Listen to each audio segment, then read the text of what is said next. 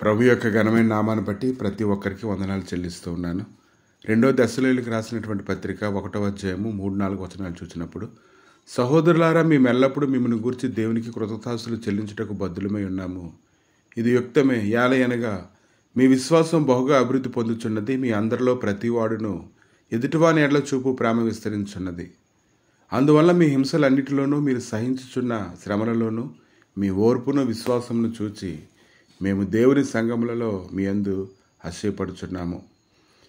కనుక ఈరోజు ఓర్చుకుంటున్నటువంటి విధానాన్ని బట్టి, సహిస్తున్నటువంటి విధానాన్ని బట్టి, వారి యొక్క ఓర్పును బట్టి, విశ్వాసమును బట్టి తమకెంతో అతిశయం కలుగుతుందని అపోస్తలుడైన పౌలు మాట్లాడుతున్నాడు.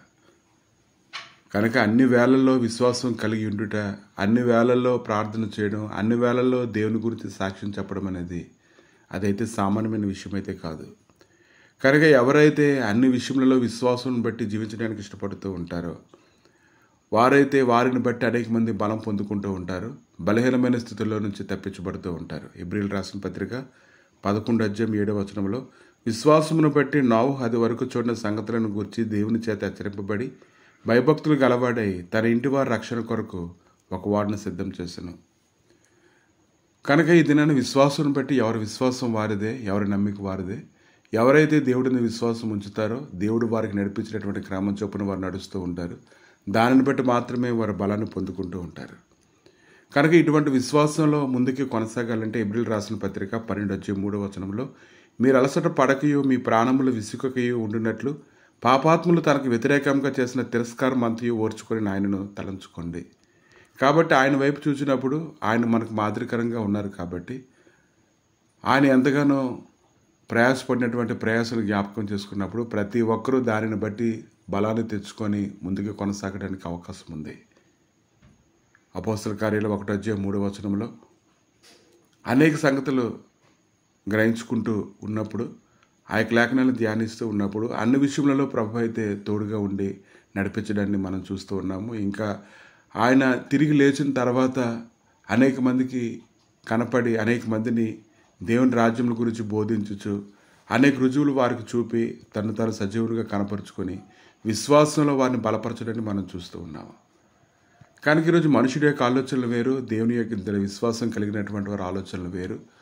సామాన్యమైన మనుషులుగా ఉన్నంతకాలం మనం దేవుని సంగతులు అయితే గ్రహించలేము. కానీ మనం సర్వశక్తిమంతుడైన జీవం కలిగినటువంటి దేవుని యొక్క సన్నిధిని గురించి గ్రహింపు కలిగి వాక్యంలో, ప్రార్థనలో, సహవాసంలో ముందుకు కొనసాగుతూ ఉన్నప్పుడు, విశ్వాసులుగా మారినప్పుడు, ఆయనతో నమ్మిక ఉంచి ముందుకు కొనసాగుతూ ఉన్నప్పుడు ఆయన నడిపించడానికి ఆయన శక్తిమంతుడై ఉన్నాడు. సామాన్యమైన ప్రజలు సైతము ఆయన లేఖనాలు యందు ధ్యానిస్తూ ఉన్నప్పుడు, ఆయన వెంబడిస్తూ ఉన్నప్పుడు వారిలో చూపించినటువంటి గొప్ప కార్యాలను బట్టి అనేక మంది ప్రభునందు విశ్వాసం ఉంచడాన్ని మనం చూస్తూ ఉన్నాము. గలతీయులకు రాసిన పత్రిక 3వ అధ్యాయం 26వ వచనంలో, యేసు క్రీస్తునందు మీరు అందరూ విశ్వాసం వల్ల దేవుని కుమారులై ఉన్నారు. కనుక ఈరోజు ఎవరైతే దేవునితో అంటుకట్టబడి ఆయనలో ముందుకు నడుస్తూ ఉంటారో వారు శ్రద్ధగా దేవుడి యొక్క మహత్యాన్ని గురించి ఎరిగి ప్రయాసపడుతూ ఉంటారు. వారు దేవుని కుమారులుగా ఉంటారు. అన్ని విషయాల్లో విశ్వాసం ద్వారా బలం పొందుకొని ఇతరులను కూడా విశ్వాసంలోనికి వారు నడిపించడానికి శక్తిమంతులుగా ఉంటారు. కాబట్టి ఉదయకాలాన్న ప్రతిరోజు నీ విశ్వాసాన్ని నువ్వు నూతనపరుచుకొని ఆ విశ్వాసంలో ముందుకు కొనసాగినట్లయితే ప్రభువే నీకు అన్ని విషయాల్లో తోడుగా ఉండి నడిపించడానికి శక్తిమంతుడే ఉన్నాడు. అది నీకెంతో బలము.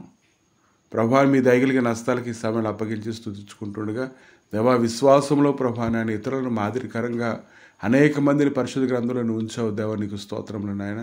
వారిని బట్టి అలసట పడక నాయన విసుగు చెందక ముందుకు కొనసాగడానికి ప్రతి ఒక్కరికి కృప దయచేసి నీ మహిమ సన్నిధిని నింపి నడిపించి బలపరిచి మీరే మహిమ పొందమని యేసుక్రీస్తు నామములు అడిగి వేడుకుంటున్నాము తండ్రి.